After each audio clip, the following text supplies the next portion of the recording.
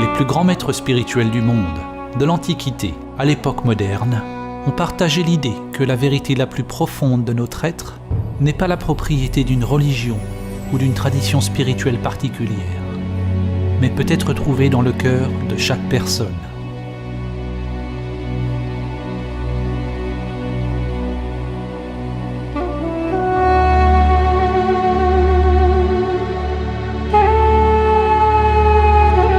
Le poète Rumi a dit « Où est cette lune qui jamais ne se lève ou ne se couche?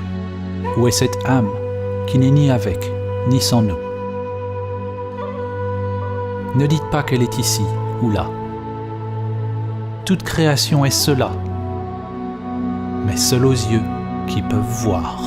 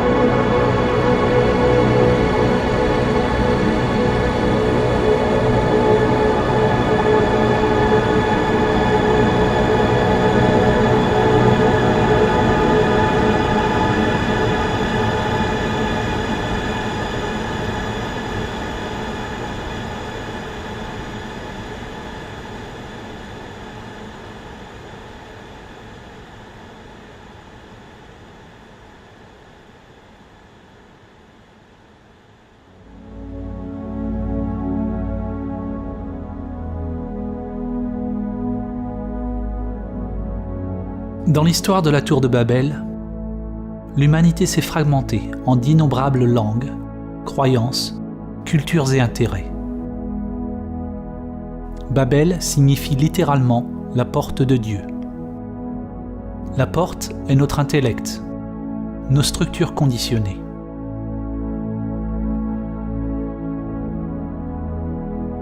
Pour ceux qui viennent à réaliser leur vraie nature, leur essence au-delà du nom et de la forme, ceux-là sont initiés au grand mystère de ce qui se trouve au-delà de la porte.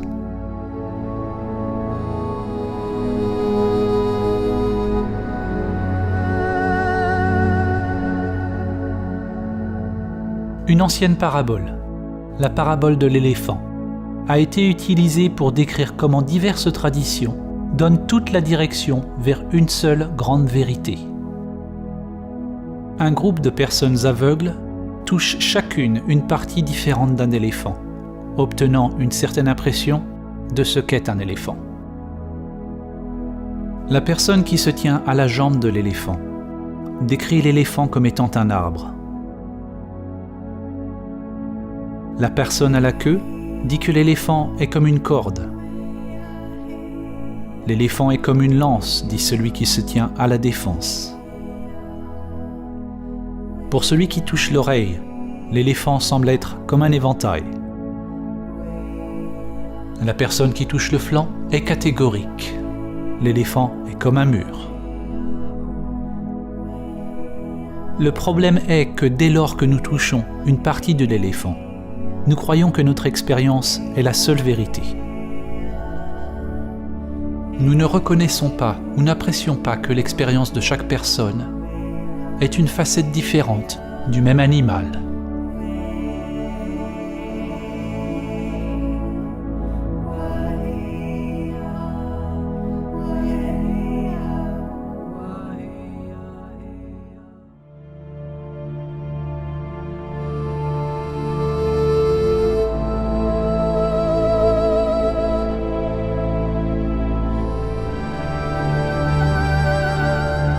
La philosophie pérenne ou éternelle est un entendement que toutes les traditions spirituelles ou religieuses partagent une seule vérité universelle, une réalité mystique ou transcendante, sur laquelle toutes les connaissances et doctrines spirituelles se fondent.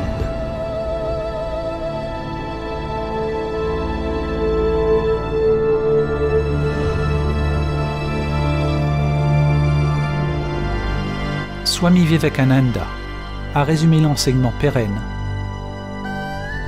en disant que la fin de toutes les religions est la réalisation de Dieu dans l'âme. C'est là l'unique religion universelle. Dans ce film, lorsque nous utilisons le mot « Dieu », il s'agit simplement d'une métaphore du transcendant, pointant vers le grand mystère au-delà de l'esprit égoïque limité. Réaliser le soi véritable ou soi immanent, c'est réaliser notre nature divine. Chaque âme a le potentiel de manifester un nouveau niveau de conscience supérieure afin de se réveiller de son sommeil et de son identification avec la forme.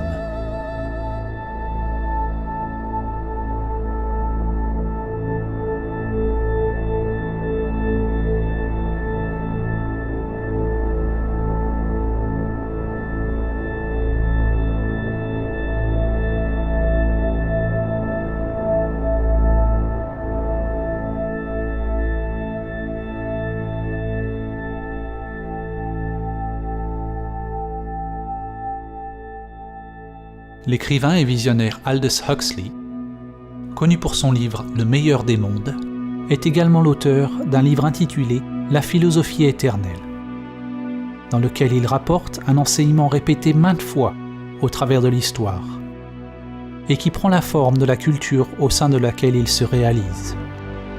Il écrit « La philosophie pérenne est exprimée le plus succinctement dans la formule sanskrite « Tat Tvam Asi ».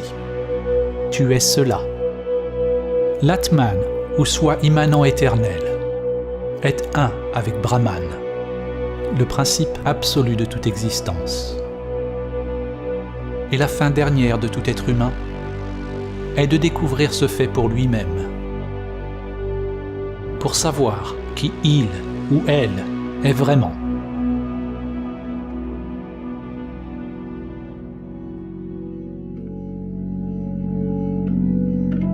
Chaque tradition est comme une facette d'un joyau reflétant une perspective unique de la même vérité, tout en se faisant écho et en s'éclairant mutuellement. Quel que soit le langage et le cadre conceptuel utilisé, toutes les religions qui reflètent l'enseignement pérenne partagent l'idée qu'il existe une union avec quelque chose de plus grand, quelque chose qui nous dépasse.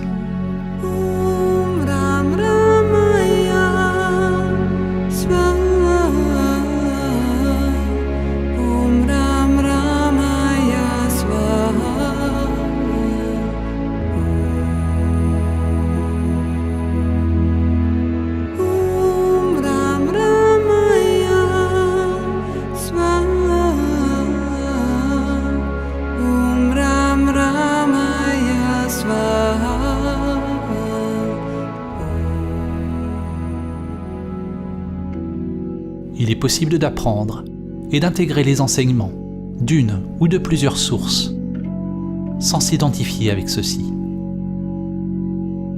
Il est dit que tous les vrais enseignements spirituels sont simplement des doigts pointant vers la vérité transcendante. Si nous nous attachons au dogme, à l'enseignement, pour leur réconfort, nous serons retardés dans notre évolution spirituelle. Réaliser la vérité au-delà de tout concept, c'est abandonner toute accroche et attachement. Abandonner tous les concepts religieux.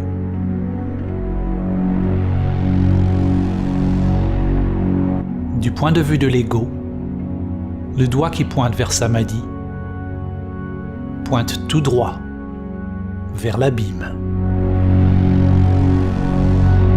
Saint Jean de la Croix a dit: si l'on veut être sûr de la route que l'on foule, il nous faut fermer les yeux et marcher dans le noir.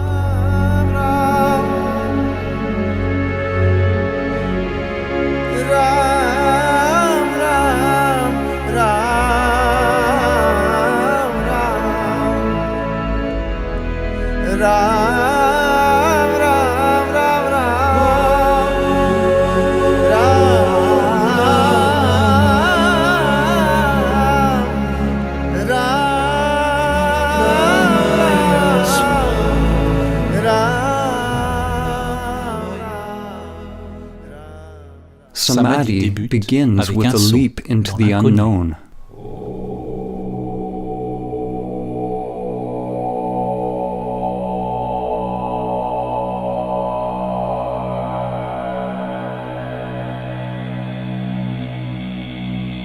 Dans les anciennes traditions, afin de réaliser samadhi, il a été dit que l'on devait ultimement détourner la conscience de tous les objets connus, de tous les phénomènes extérieurs, pensées et sensations conditionnées, vers la conscience même, vers la source intérieure, le cœur ou l'essence de notre être. Dans ce film, lorsque nous utilisons le mot samadhi, nous désignons le transcendant, au plus haut samadhi, qui a été nommé Nirvikalpa Samadhi.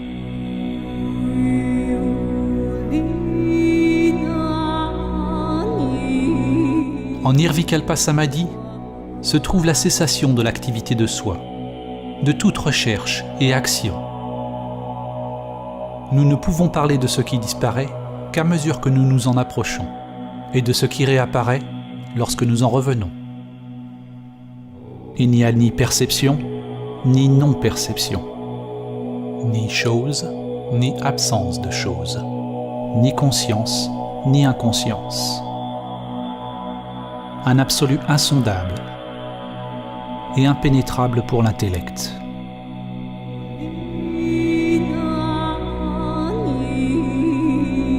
Quand le moi retourne à l'activité, il y a un non-savoir, une sorte de renaissance, et tout redevient nouveau. Il nous reste le parfum du divin, qui subsiste plus longtemps, à mesure que l'on évolue sur le chemin.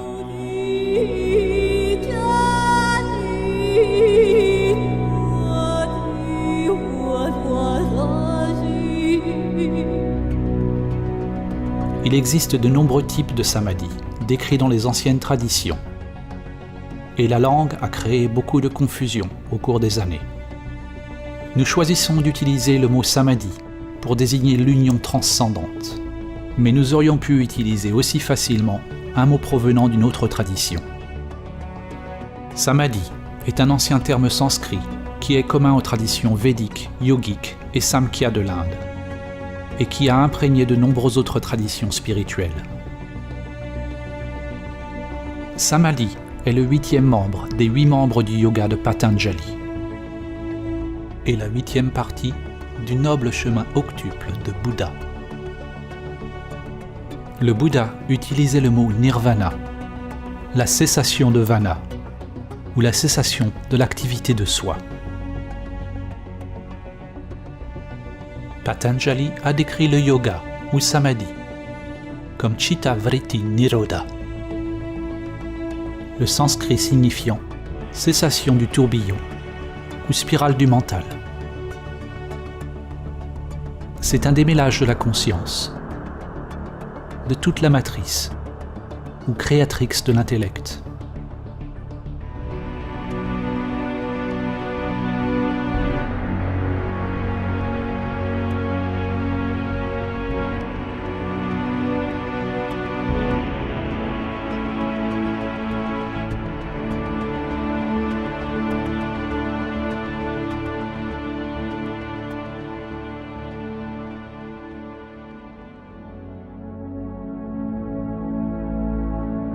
Samadhi ne désigne aucun concept, car pour le réaliser, il est nécessaire de laisser tomber l'intellect conceptuel. Différentes religions ont utilisé des mots variés pour décrire l'union divine. En fait, le mot religion lui-même signifie quelque chose de similaire. En latin, religare signifie relier ou reconnecter. C'est un sens similaire au mot yoga, qui signifie atteler, unir le monde avec le transcendant.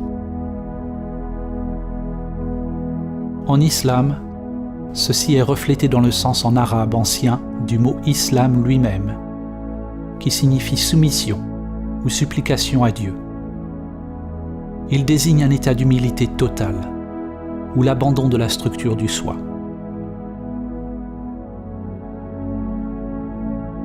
les mystiques chrétiens, tels que saint François d'Assise, sainte Thérèse d'Avila et saint Jean de la Croix, décrivent une union divine avec Dieu, le royaume intérieur de Dieu. Dans l'évangile de Thomas, le Christ a dit « Le royaume n'est pas par ici ou par là. En vérité, le royaume du Père s'étend sur la terre, mais les hommes ne le voient pas. » Les œuvres des philosophes grecs, Platon, Plotin, Parménide et Héraclite, vues à travers l'objectif de l'enseignement pérenne, nous dirigent vers la même sagesse. Plotin nous apprend que le plus grand effort humain est de guider l'âme humaine vers l'état suprême de perfection et d'union avec l'un.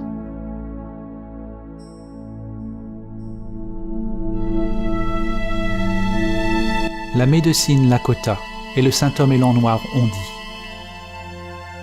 « La première paix, qui est la plus importante, est celle qui vient dans l'âme des hommes quand ils réalisent leur relation, leur unicité avec l'univers et toutes ses puissances. Et lorsqu'ils réalisent qu'au centre de l'univers habite le grand esprit et que ce centre est réellement partout, il est en chacun de nous. »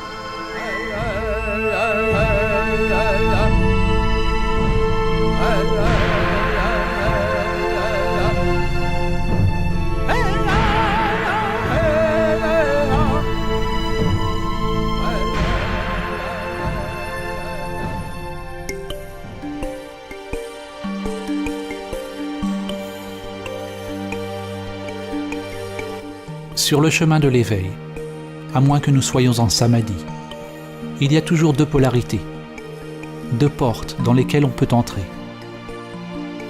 deux dimensions, l'une vers la conscience pure et l'autre vers le monde des phénomènes. Le courant ascendant vers l'absolu et le courant descendant vers Maya et tout ce qui se manifeste, à la fois vu et invisible. La relation entre relatif et absolu pourrait être résumée dans la citation suivante de Sri Nisargadatta Maharaj. La sagesse est de savoir que je ne suis rien. L'amour est de savoir que je suis tout. Et entre les deux, ma vie fluctue.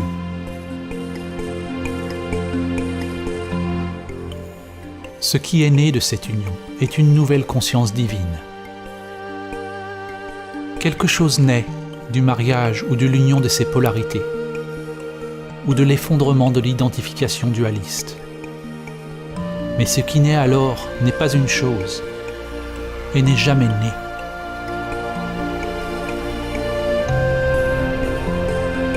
La conscience fleurit et crée quelque chose de nouveau, que l'on pourrait nommer une Trinité éternelle. Dieu le Père, le transcendant, inconnaissable et immuable, est uni au divin féminin, qui est tout ce qui change. Cette union entraîne une transformation alchimique, une sorte de mort et de renaissance. Dans les enseignements védiques, l'union divine est représentée par deux forces fondamentales, Shiva et Shakti. Les noms et les visages des différents dieux changent à travers l'histoire, mais leurs attributs fondamentaux demeurent. Ce qui naît de cette union est une nouvelle conscience divine, une nouvelle manière d'être dans le monde. Deux polarités inséparablement une énergie universelle, sans centre, sans limitation. C'est l'amour pur. Il n'y a rien à y gagner ou à y perdre, car c'est un vide complet et simultanément absolument plein.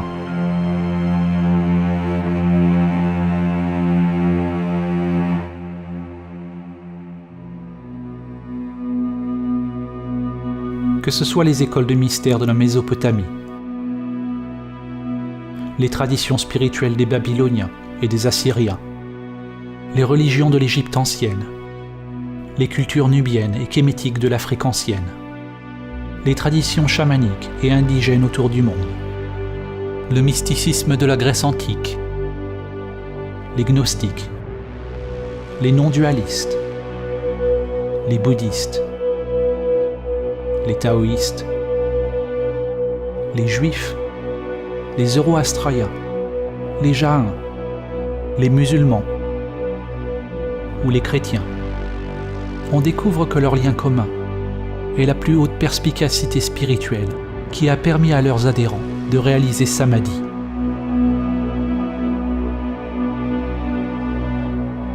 Le mot Samadhi lui-même désigne la réalisation de la similitude ou unité en toute chose. Il signifie union. C'est unir tous les aspects de vous-même. Mais ne confondez pas la compréhension intellectuelle avec la véritable réalisation de Samadhi. C'est votre tranquillité immobile, votre vacuité qui unit tous les niveaux de la spirale de la vie.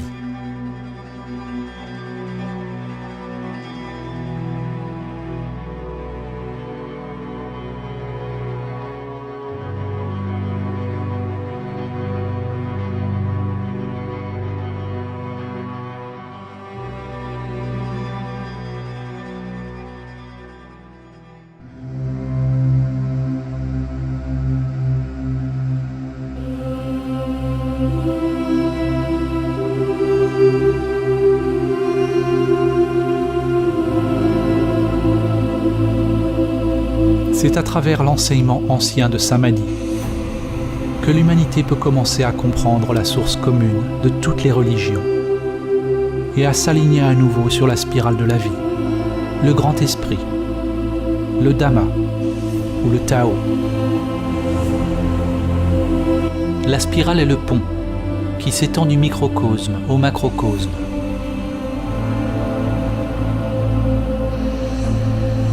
De votre ADN au lotus d'énergie intérieure qui s'étend à travers les chakras jusqu'aux bras spiraux des galaxies. Chaque niveau de l'âme s'exprime à travers la spirale comme des branches en constante évolution, vivant, explorant. Le vrai Samadhi réalise la vacuité de tous les niveaux du soi, toutes les enveloppes de l'âme. La spirale est le jeu sans fin de la dualité et du cycle de la vie et de la mort.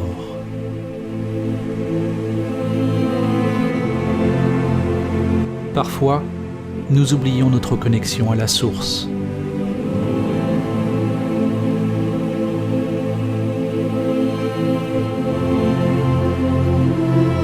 L'objectif au travers duquel nous voyons est très étroit et nous nous identifions à une créature limitée qui rampe sur la terre, seulement pour accomplir une fois de plus le voyage de retour à la source,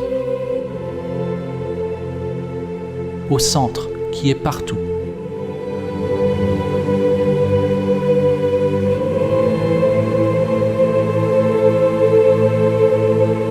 Chuang Tzu a dit, quand il n'y a plus de séparation entre ceci et cela, on l'appelle le point immobile du Tao, au point stationnaire, au centre de la spirale. On peut voir l'infini en toute chose.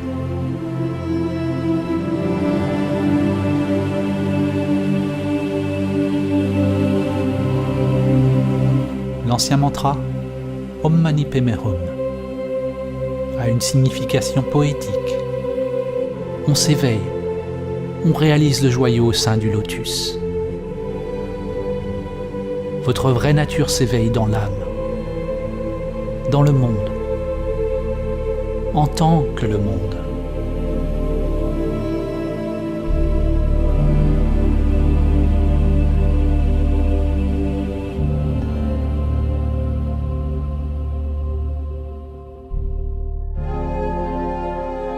en utilisant le principe hermétique, ainsi en haut, tel en bas, ainsi en bas, tel en haut.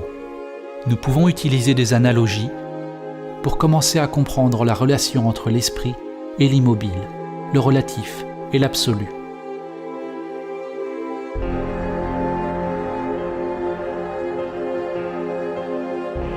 Une façon de commencer à saisir la nature non conceptuelle de Samadhi est d'utiliser l'analogie du trou noir.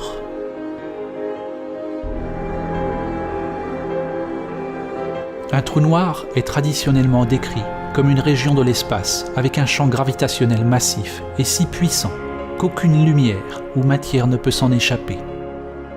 De nouvelles théories postulent que tous les objets, des plus petites particules microscopiques aux formations macrocosmiques, comme les galaxies, ont un trou noir ou une singularité mystérieuse en leur centre. Dans cette analogie, nous allons utiliser cette nouvelle définition d'un trou noir comme étant le centre qui est partout.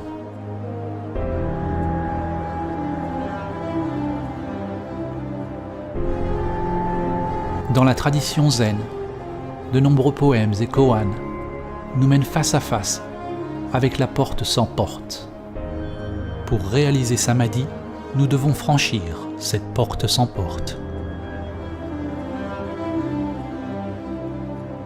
L'horizon des événements est une limite dans l'espace-temps, au-delà de laquelle les événements ne peuvent pas affecter un observateur extérieur. Ce qui signifie que tout ce qui se passe, au-delà de l'horizon des événements, ne vous est pas connu. On pourrait dire que l'horizon des événements d'un trou noir est analogue à la porte sans porte. C'est le seuil entre le soi et l'absence de soi. Il n'y a pas de moi qui franchit l'horizon des événements. Au centre d'un trou noir se trouve la singularité unidimensionnelle, contenant la masse de milliards de soleils, dans un espace inimaginablement petit, une masse réellement infinie. Littéralement, un univers dans quelque chose d'infinitésimalement plus petit qu'un grain de sable. La singularité est quelque chose d'insondable, au-delà du temps et de l'espace. Selon la physique, le mouvement est impossible. L'existence des choses est impossible.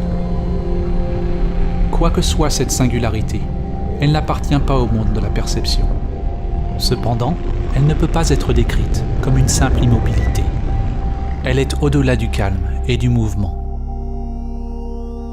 Quand vous réalisez le centre qui est partout et nulle part, la dualité s'effondre.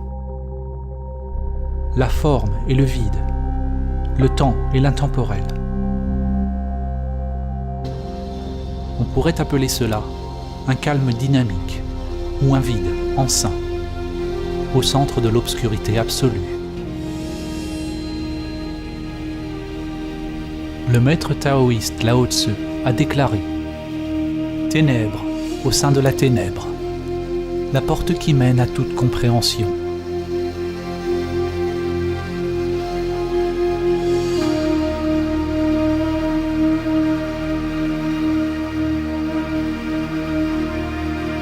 Le mythologue comparatif et écrivain Joseph Campbell décrit un symbole récurrent, une partie de la philosophie éternelle qu'il appelle Axis Mundi, le point central ou la plus haute montagne, le pôle autour duquel tout gravite, le point où calme et mouvement sont joints. De ce centre est réalisé un puissant arbre à fleurs, un arbre de la Bodhi qui rejoint tous les mondes.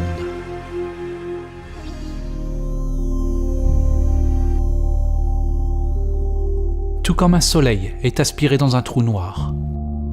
Quand vous approchez de la grande réalité, votre vie commence à tourner autour d'elle et vous commencez à disparaître.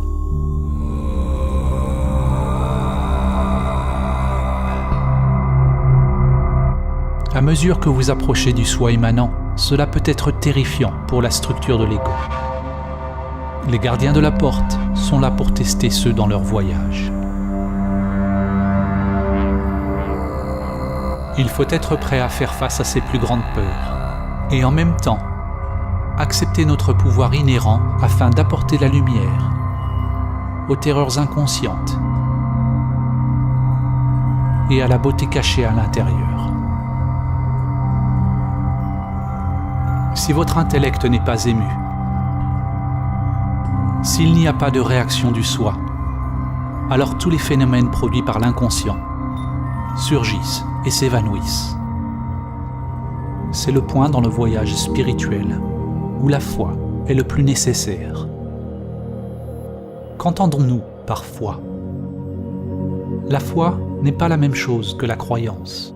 La croyance, c'est accepter quelque chose au niveau de l'intellect pour apporter confort et assurance. La croyance est un moyen pour la pensée d'étiqueter ou de contrôler l'expérience. La foi est en réalité le contraire. La foi, c'est rester à l'endroit du non-savoir total. Accepter tout ce qui surgit de l'inconscient.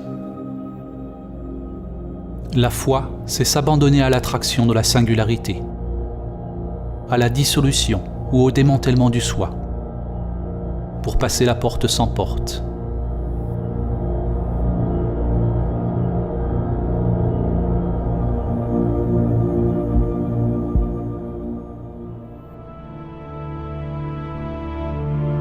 L'évolution et la structure d'une galaxie sont étroitement liées à l'échelle du trou noir en son centre, tout comme votre évolution est liée à la présence du soi immanent, la singularité, qui est votre vraie nature. Nous ne pouvons pas voir le trou noir, mais nous pouvons le connaître par la manière dont les choses se déplacent autour de celui-ci, par la façon dont il interagit avec la réalité physique. De même, nous ne pouvons pas voir notre vraie nature. Le moi immanent n'est pas une chose, mais nous pouvons observer une action illuminée. Comme le disait le maître zen Suzuki, il n'y a pas à proprement parler de gens illuminés. Il n'y a qu'une activité illuminée.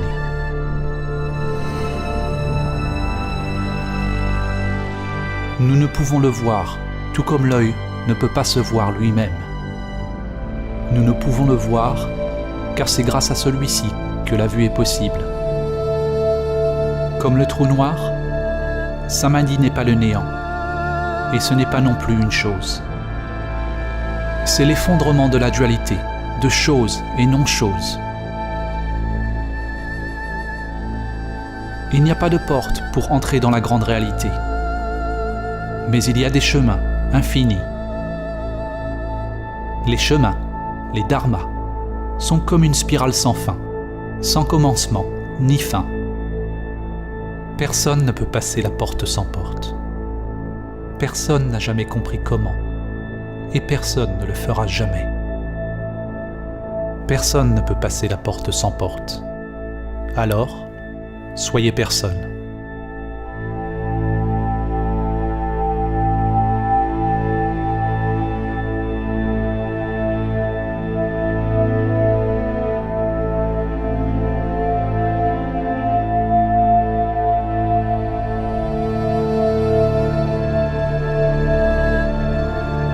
Samadhi est le chemin sans chemin, la clé d'or. C'est la fin de notre identification avec les structures de soi qui séparent nos mondes intérieurs et extérieurs.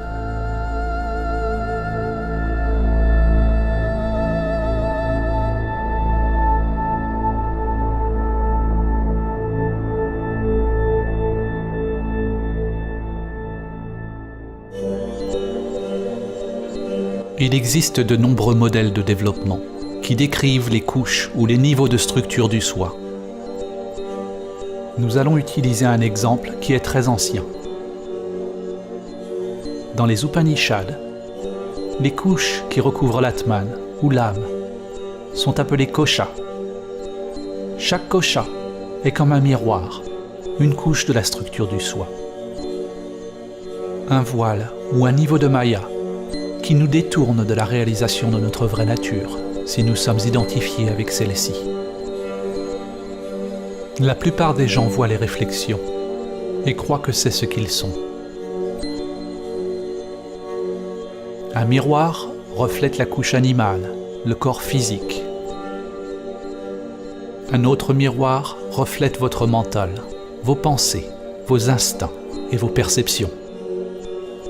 Un autre, votre énergie intérieure, ou prana, que vous pouvez observer lorsque vous vous tournez vers l'intérieur.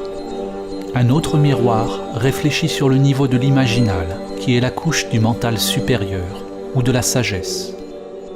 Et il y a des niveaux de béatitude transcendantale, ou non-duelle, ressentis à l'approche de Samadhi. Il y a potentiellement d'innombrables miroirs, ou aspects de soi que l'on peut différencier, et ils changent constamment.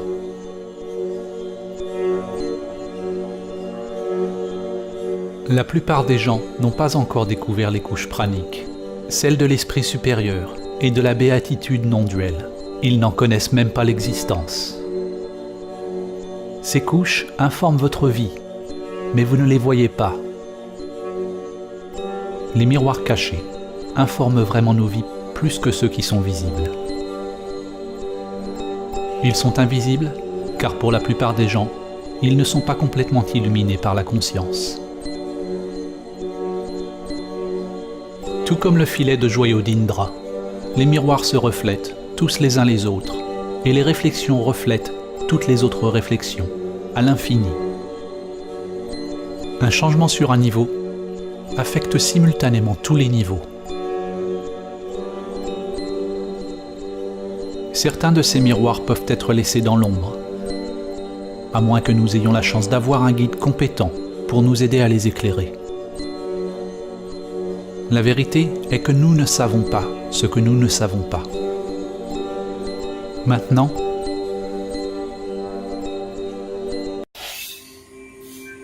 il n'y a rien qui vous rappelle à vous-même. Où êtes-vous? Quand l'intellect devient paisible, les miroirs cessent de refléter. Il n'y a plus de sujet et d'objet. Mais ne confondez pas l'état primordial avec le néant ou l'oubli. Le soi immanent n'est pas quelque chose, mais ça n'est pas rien non plus.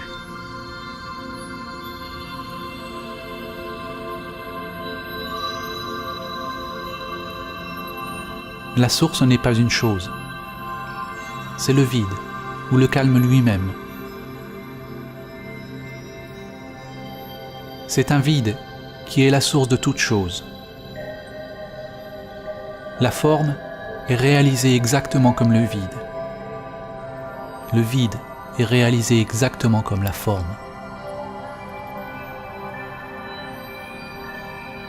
Cette source est le grand ventre de la création, enceint de toutes les possibilités.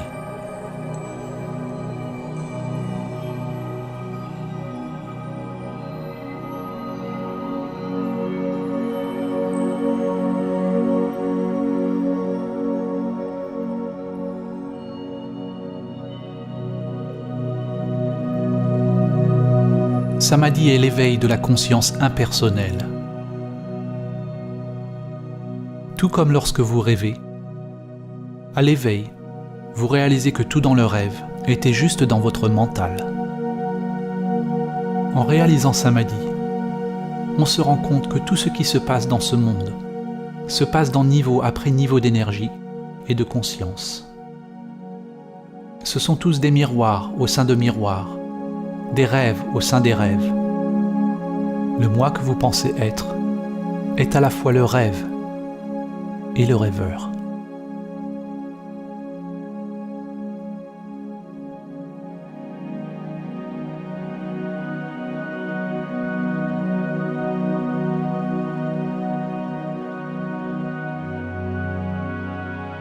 Tout ce que nous disons dans ce film, laissez-le partir. Ne le capturez pas avec l'intellect. L'âme rêve. Vous rêve. Le rêve est tout ce qui change. Mais il est possible de réaliser l'immuable.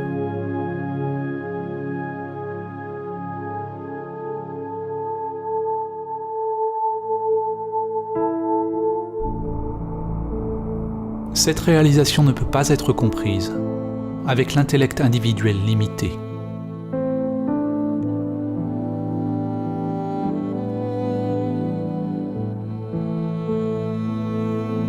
Lorsque l'on revient de Nirvikalpa Samadhi, les miroirs commencent à nouveau à refléter. Et l'on réalise alors que le monde dans lequel nous pensons vivre est en fait nous-mêmes. Non pas le vous limité, qui n'est qu'une réflexion temporaire. Mais vous êtes conscient de votre vraie nature, comme source de tout ce qui est. Cette aube d'une sagesse supérieure, l'embryon, prajna ou gnose, est ce qui est né de Samadhi. Selon le livre de Job, chokma ou sagesse vient du néant. Ce point de sagesse est à la fois infiniment petit et englobe l'être tout entier, mais il reste incompréhensible jusqu'à ce qu'il ait pris forme dans le palais des miroirs appelé Bina. Le ventre, creusé par la sagesse supérieure qui donne forme à l'esprit embryonnaire de Dieu.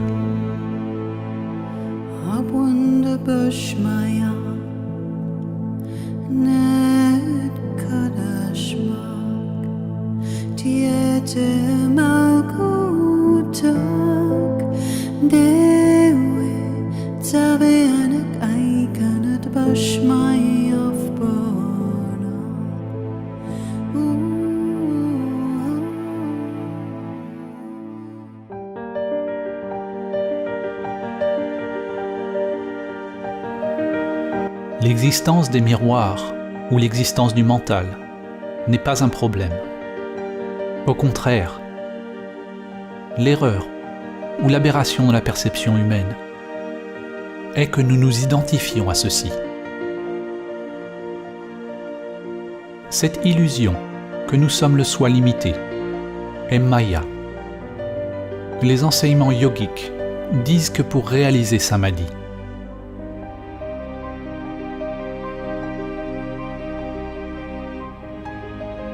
jusqu'à ce que vous disparaissiez en lui, ou lui en vous. Bien que le langage employé dans les diverses traditions soit dissemblable, à leur racine, tous indiquent une cessation de l'identification avec le soi et de l'activité centrée sur soi-même. Le Bouddha a toujours enseigné en termes négatifs. Il a préconisé d'enquêter directement sur le fonctionnement de la structure de soi. Il n'a pas dit ce qu'est Samadhi, juste qu'il s'agit de la fin de la souffrance. Dans l'Advaita Vedanta, on trouve le terme neti, neti, qui signifie pas ceci, pas cela. Les gens, sur le chemin de la réalisation de soi, s'interrogent sur leur vraie nature, ou sur la nature de Brahman, en découvrant d'abord ce qu'ils ne sont pas. De même, dans le christianisme, sainte Thérèse d'Avila a décrit une approche de la prière basée sur le chemin négatif, ou via negativa. Une prière de calme, de soumission et d'union, qui est le seul moyen d'approcher l'absolu. Grâce à ce processus progressif de dépouillement, on laisse tomber tout ce qui n'est pas permanent, tout ce qui change. L'intellect, la structure de l'ego et tous les phénomènes, y compris les couches cachées du soi. L'inconscient doit devenir transparent afin de refléter la source unique. S'il y a un savoir profond ou un soi opérant dans l'inconscient, alors nos vies restent captives dans un labyrinthe de motifs cachés qui composent le soi non découvert.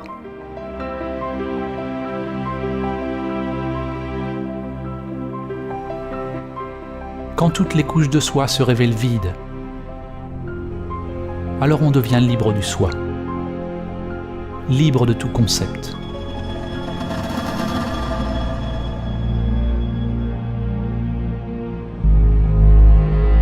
Un tournant dans votre évolution est lorsque vous réalisez que vous ne savez pas qui vous êtes.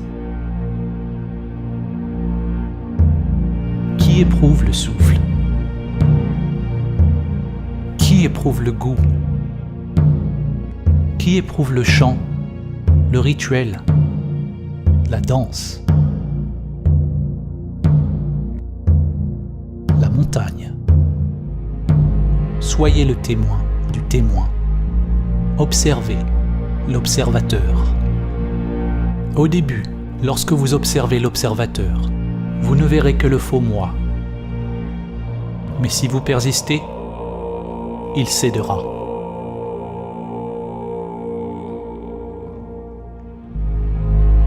Enquérez-vous directement de ce qui perçoit, sans sourciller, perçant, pénétrant, avec toute la force de votre être.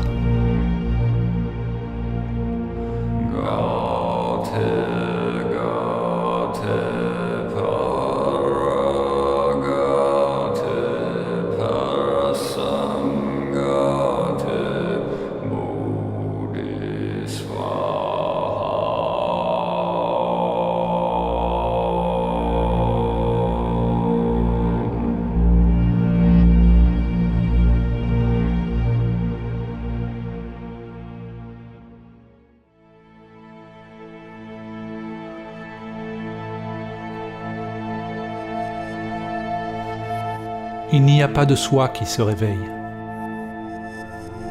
Il n'y a pas de vous qui se réveille. Ce dont vous vous réveillez est l'illusion du moi séparé, d'un rêve d'un vous limité. En parler est dénué de sens. Il doit y avoir une cessation effective du soi pour réaliser directement ce dont il s'agit. Et une fois réalisé, il n'y a rien qui puisse être dit à ce sujet. Dès que vous dites quelque chose, vous êtes de retour dans l'intellect. Et j'en ai déjà trop dit.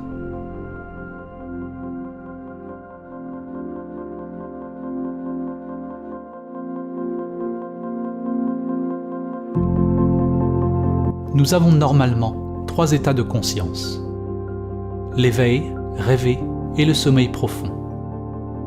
Samadhi est parfois appelé le 4e état, l'état fondamental de la conscience, un éveil primordial qui peut devenir continuellement présent et parallèle aux autres états de conscience. Dans le Vedanta, on l'appelle Turiya. D'autres termes pour Turiya sont la conscience du Christ, la conscience de Krishna, la nature de Bouddha, ou Sahaja Samadhi. En Sahaja Samadhi, le soi immanent reste présent durant l'usage de toutes les fonctions humaines. L'immuable est immobile au centre de la spirale des phénomènes changeants. Les pensées, les sentiments, les sensations et l'énergie tournent autour du centre, sur la circonférence. Mais le degré de calme ou de « je suis » persiste pendant l'activité extérieure, exactement comme durant la méditation. Il est possible que le soi immanent reste présent, même pendant le sommeil profond. Que votre conscience de « je suis » demeure sans va-et-vient, même si les états de conscience changent.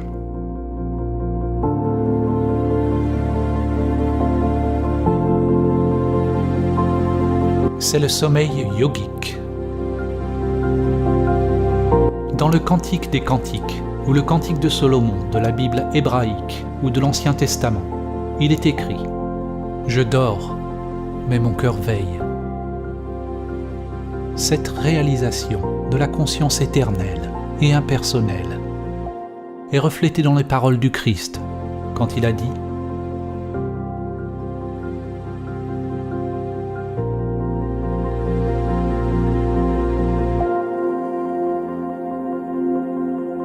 Une conscience qui brille au travers d'innombrables visages, d'innombrables formes.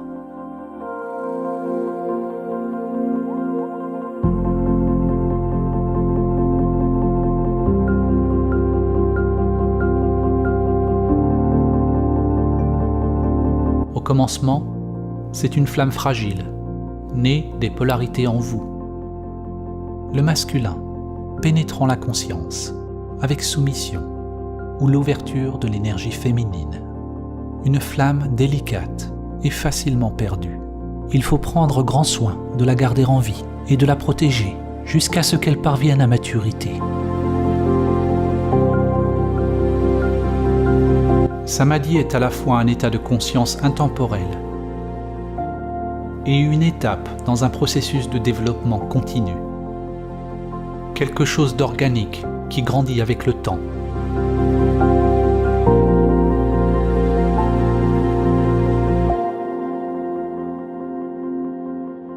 À mesure que l'on passe de plus en plus de temps en samadhi, dans le présent, dans l'intemporel, on prend de plus en plus la guidance du cœur, de l'âme ou de l'atman, et moins de la structure conditionnée.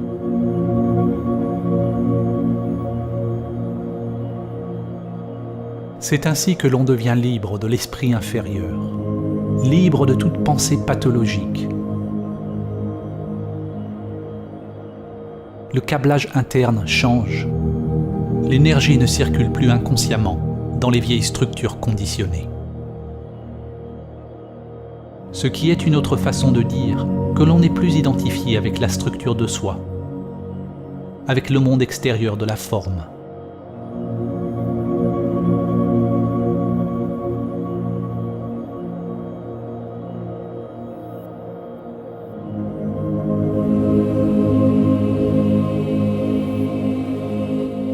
Réaliser samadhi demande un effort si grand qu'il devient un abandon total de soi-même. Un abandon tellement englobant qu'il est un effort complet de notre être, de toute notre énergie. C'est un équilibre d'effort et de soumission, yin et yang, une sorte d'effort sans effort.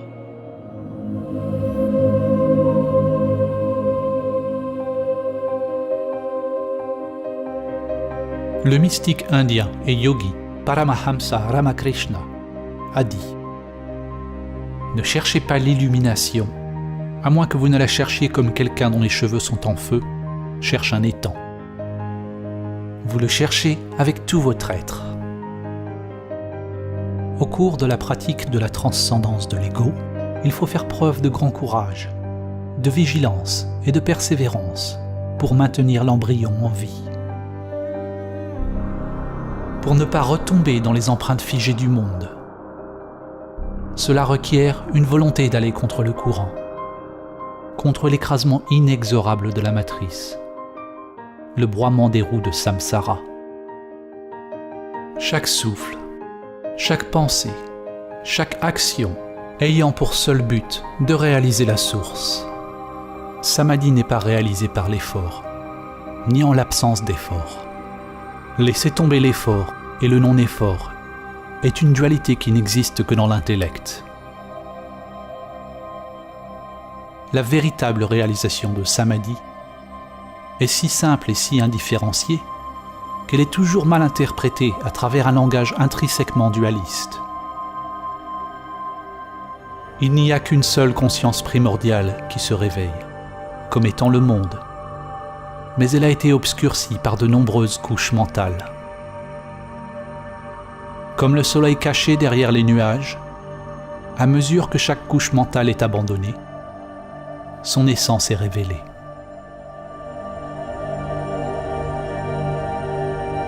Alors que chaque couche mentale tombe, certains nomment samadhi différemment. Ils donnent des noms différents à différentes expériences ou à différents types de phénomènes.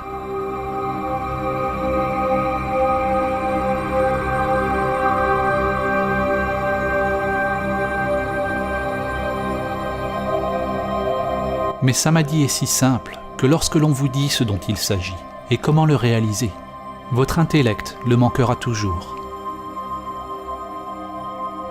En réalité, Samadhi n'est ni simple, ni compliqué.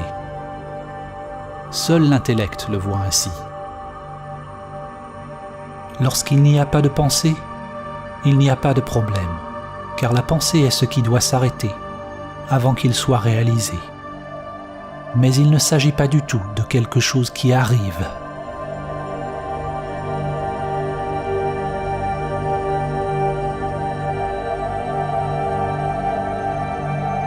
L'enseignement le plus concis de Samadhi peut être trouvé dans cette phrase. Sois calme et sais.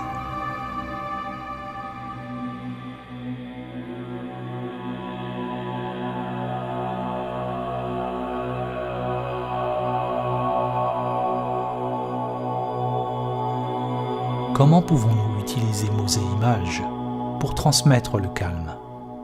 Comment pouvons-nous transmettre le silence en faisant du bruit ? Plutôt que de parler de Samadhi en tant que concept intellectuel. Ce film est un appel radical à l'inaction, un appel à la méditation, au silence intérieur et à la prière intérieure.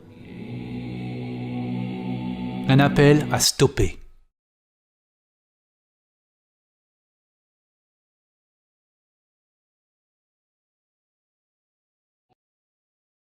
Arrêtez tout ce qui est conduit par l'intellect égoïque pathologique. Sois calme et sais.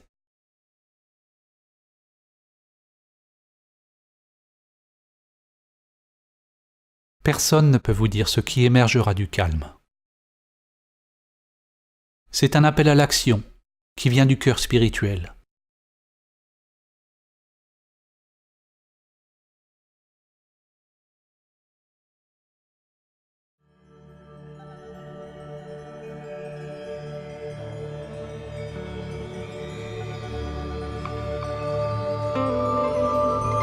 C'est comme se souvenir de quelque chose d'ancien. L'âme se réveille et se souvient d'elle-même. Le vide, tel un passager endormi, maintenant s'éveille et se réalise lui-même en toute chose.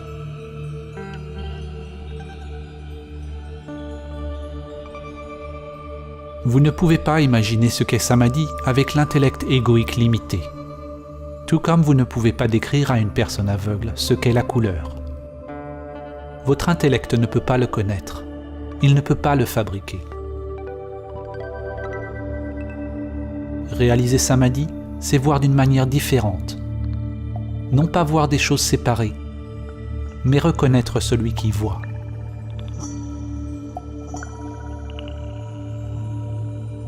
Saint François d'Assise a dit « Ce que vous cherchez est ce qui regarde. » Après avoir vu la lune, vous pouvez la reconnaître dans chaque reflet. Le soi véritable a toujours été là. Il est en tout. Mais vous n'avez pas réalisé sa présence. Alors que l'on apprend à reconnaître et à demeurer comme le vrai soi, au-delà du mental et des sens, il devient possible de se ressentir béat devant le plus banal. On devient béatitude.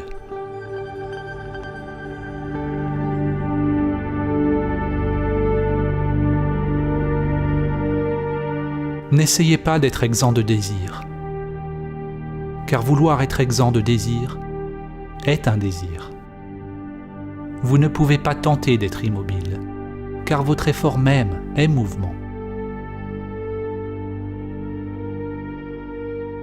Réalisez le calme qui est toujours présent.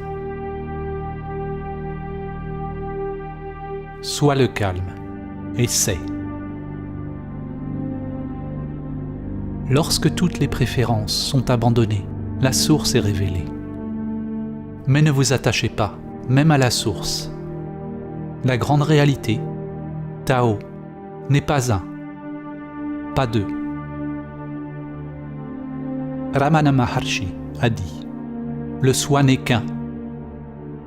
S'il est limité, c'est l'ego. S'il est illimité, il est infini et est la grande réalité.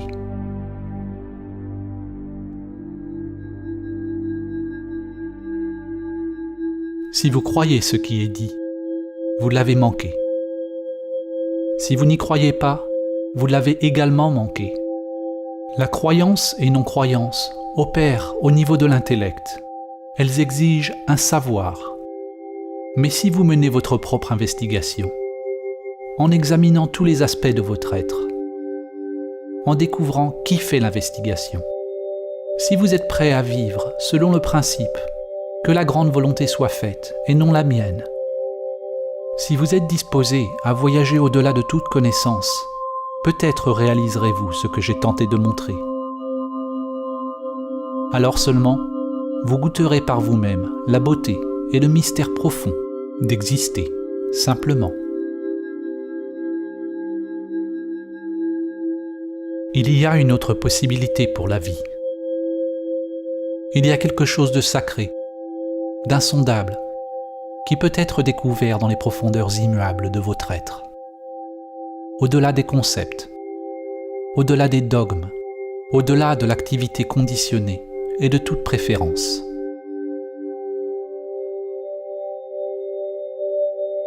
On ne l'acquiert pas avec des techniques, des rituels ou des pratiques. Il n'y a pas de comment l'obtenir. Il n'y a pas de système, il n'y a pas de chemin vers le chemin.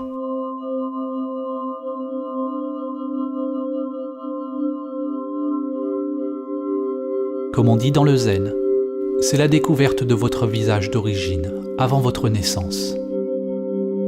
Il ne s'agit pas d'ajouter plus à vous-même. C'est devenir une lumière sur soi-même. Une lumière qui dissipe l'illusion de soi.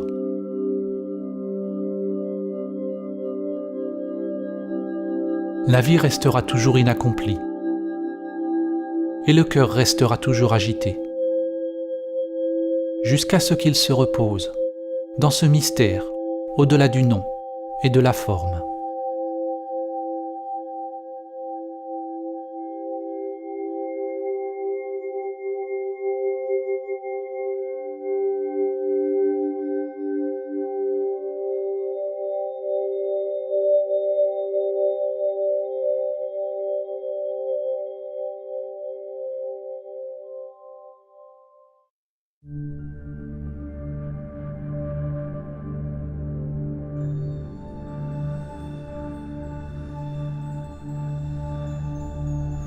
Om Shri Lakshmi Swaha Swaha Om Shri Lakshmi Swaha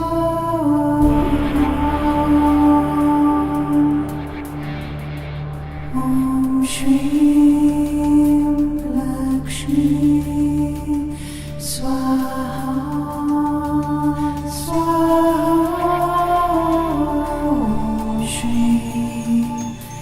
Lakshmi Swaha.